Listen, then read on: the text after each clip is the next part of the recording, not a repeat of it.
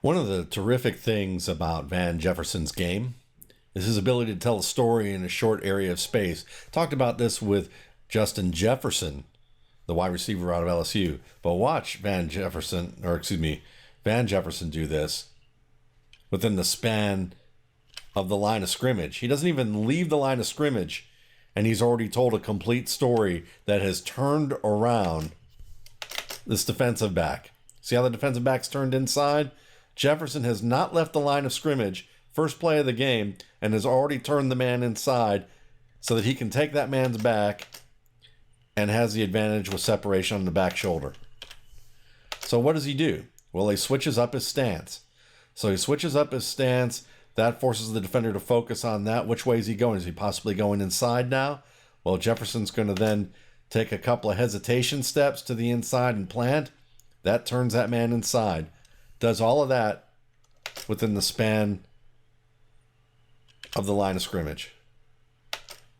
And because he's leaning forward and because he's accelerating the pace of his feet moving, that pace variation, the step variation, the lean, the eyes, all sell the inside dive that the defender is trying to guard against. And then you can see here, see that plant step right there? Never crosses the line of scrimmage, but that really kind of hooks the defender right there. And then he just turns his hips, flips his hips, and works to the back of the defender. And the defender now trying to play catch up there is going to overrun this back shoulder. It's just, it can be indefensible at times. We're talking about an easy 15, 16, 17 yards. Or at least it looks easy. And that's what Van Jefferson does really well, is he makes the difficult look very easy.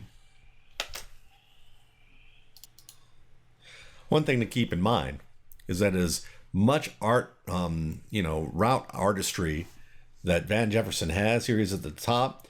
If you don't frame your hands well, you put yourself at risk at having drops you shouldn't have.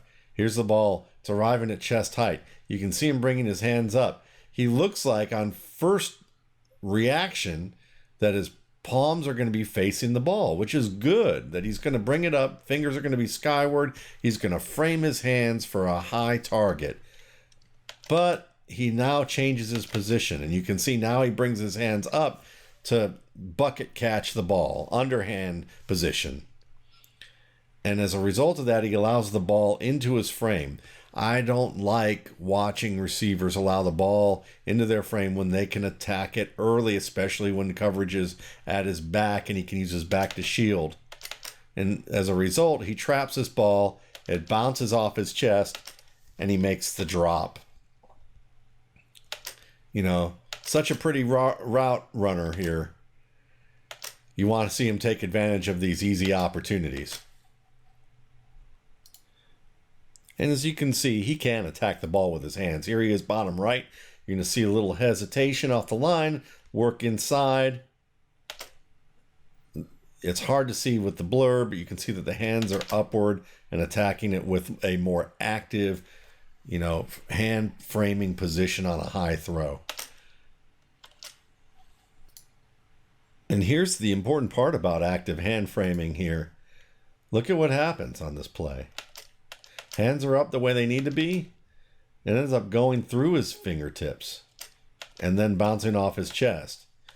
Because he slowed down some of the trajectory of the throw, or some of the velocity of the throw here with his fingertips, it doesn't bounce as violently off of his body because he softened it as it passed through his fingertips as opposed to bouncing off maybe his palms. A little more comfortable landing if you don't make a perfect catch right off the bat. Hey, Home Depot. Here's a nice combination release here from number 12, Jefferson. You're going to see him take a step to the outside, then hezi twice, arm over, chop, get inside. It happens fairly quickly. Let's see if we can look at it one more time here. Step, hezi, go. Kind of a hop, two little hesitation steps to the outside, and then that dive.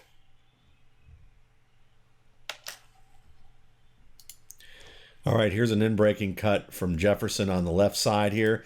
Does a nice job early on, eyes up, pads down, looking like you're accelerating to sell the deeper route. Always try and sell that deeper route. Breaks inside, and it's a nice flat break. He gets that second step with the toe pointed downhill so that he can kind of make a flat break, catches the ball. Not much after the catch. Again, though, the thing that concerns me, chest high throw, underhand catch, traps to his chest. Makes the catch, just don't love the choice. And I think that I see more often than not, I mean, it's still workable in the NFL. This can still be a decent choice, and the receiver can be a consistent pass catcher. But when I do see problems with receivers with pass catching consistency, it's because they aren't using their hand framing correctly, and this isn't ideal hand framing here to underhand catch a chest high target and let it into your body. The nice thing is that when he absolutely has to attack the ball with active hands position, he'll do so. Watch him there. See how the hands are out forward here, leaps up for the ball, gets there first with tight coverage at his back. He makes that catch with his hands in an active framing position, takes the wrap, drop to the ground, first down. In a pivotal situation, 3rd and 4, 5 left in the third quarter, only up by 7. You want to extend that lead. You also don't want to have to be punting from back inside your own 30. So this is a nice play. Also, there's a game within the game of playing wide receiver when it comes to being a route runner. Here is at the bottom right. You're going to see him double up on the hesitation moves. The first one, second one, and then work inside. Now, obviously, he's not being targeted here, but you want to get into the mind of the defender. And you know that sometimes the first interaction, some of the interactions that you have with them is more to bait them for the next type of play, to see what works, to kind of determine how the defender is going to respond to you with certain moves. And those are the types of things that Jefferson's good at testing out too. All right, this is a difficult target for Van Jefferson. You're going to see him top right here at the hash. He's going to do a nice job releasing off the line in terms of threatening the deep area, breaks to the outside. Here comes the dive. He wants to drag his foot here, which is a really good job. He extends his arms to the ball, makes the initial catch, but he ends up landing on his elbow that's supporting his security of the ball to his chest. And when he hits that elbow hard, the ball squirts out. So one of the things that Jefferson could probably work on here, and we're talking about a very advanced detail though, is his ability to turn through the catch in a manner where he doesn't disrupt the security of the football. That means either turning a little more fully at the catch point towards the quarterback, I think would probably be the best way to go.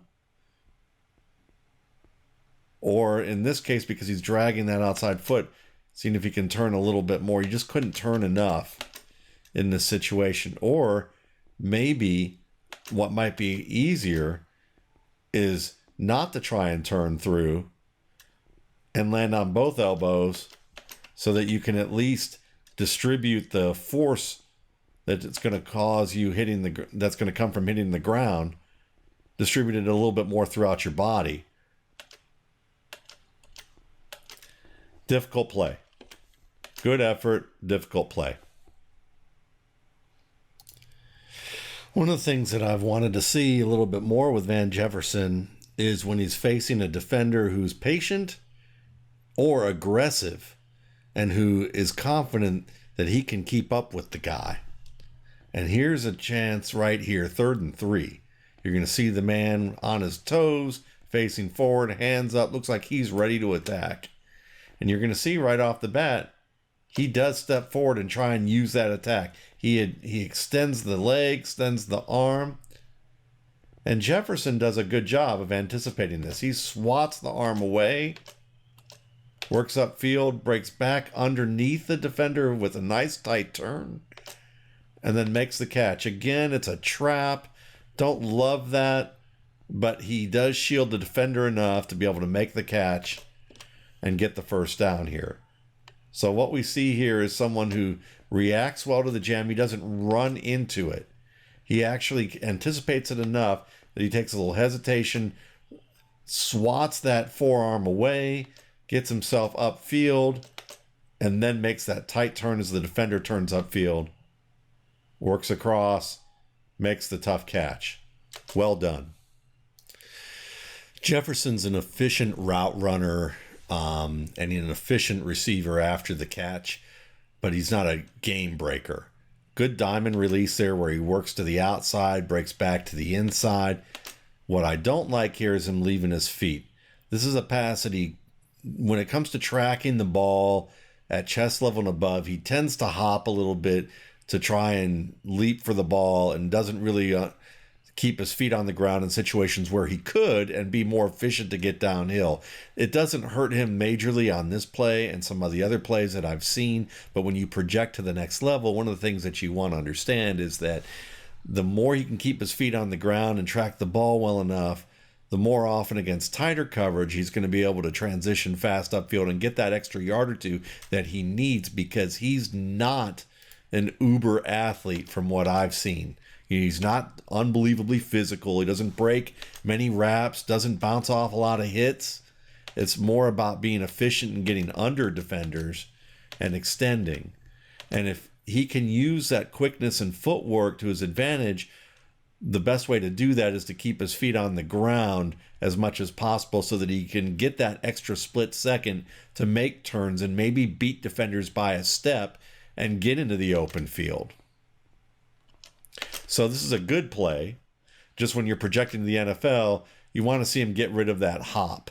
You know, I remember reading as far back as when Sterling Sharp was giving analysis about prospects back in the day of Marvin Harrison and Derek Mays, a former Notre Dame prospect, talking about how Mays would leave his feet too often and how you want to see receivers who actually, Eric Moulds as an example, as a guy who could keep his feet on the ground when he caught the ball and turn upfield and make the most of his catches. And the same lessons apply today. Here's Van Jefferson back in his Ole Miss days, and you're going to see him here matched up against, what it looks like to be, a defensive back safety or slot corner. A little bit of an inside nod and then the fade to the outside from the slot. And the slot fade is pretty unstoppable these days with a lot of these matchups against defenses in the college game. But what I like about it is that there's still nuance to appreciate here. And that's that little nod to the inside right there. And forces the defender to kind of look to that inside and start to turn and run. Then he takes the back of the defender. But what I love most about this play is as he's looking back for the ball, look how late the hands are. The ball's directly over top, and that's when he begins to reach out and snatch that ball. Very late hands on that play. That's what you want to see against tight coverage downfield. And because he's playing kind of a slot man who's playing off, you can see that his speed isn't unbelievable. He gets, he gets a step on the man. So that's enough. But again, in the NFL, this is where you start to wonder, is his speed enough? To, maybe enough to be on the field, to be a contributor. Not sure it's enough to be the primary focus of a passing offense, but we're going to find that out fairly soon. This is another example of what I'm talking about with speed, because you're going to see Jefferson here. He's going to work into that open zone here. Chad Kelly's going to roll to the right. Yeah, I just mentioned Chad Kelly, huh? There you go. Works into that area, stays clean for it. Kelly goes back to him in that open zone, makes the catch, and here he is. A lot of guys who have size, who have quickness and speed, are going to just try and get downhill. But this is one of those plays where he knows the longer I can run across the field, the better chance I have to be able to beat a man to the corner, and he does that well. But that's also an indication that speed and quickness is decent, but not top-notch. Not maybe NFL starter level, but enough for him to be a contributor. Once again, we're looking at deeper routes. You've got a defensive back here playing off, most likely a nickel guy or a safety. Looks more like a safety. Jefferson's one-on-one with him. He should win these matchups. But that's not primary receiver material. So when you look at the separation he gets here, understand who he's facing. Good catch, good play. That's Van Jefferson. Technically sound player. We're going to see how fast he actually turns out to be. I think he's going to be fast enough, obviously, to contribute for an NFL team. And then we're going to also want to see just how good he is at catching the ball against NFL level competition, who's had experience playing at a high level, who can play him tight and play him physical.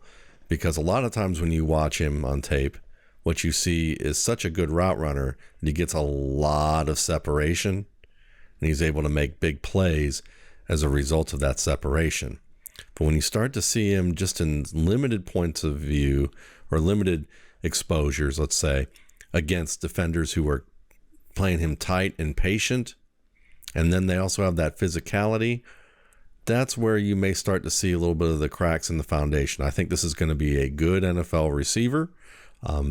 Whether he turns out to be a high-end contributor to the NFL, I think that does come down to, how much more he can improve his game, how much speed he has. And when I talk about improving the game, physicality at the catch point, good technique at the catch point, and working on that technique at the catch point in a way that he's worked on his route running. And if he does that, he could have a very good career. Thanks again for watching. For more RSP Boiler Room videos, you can check out my YouTube channel, Matt Waldman's RSP Film Room, and my site, www.mattwaldmanrsp.com.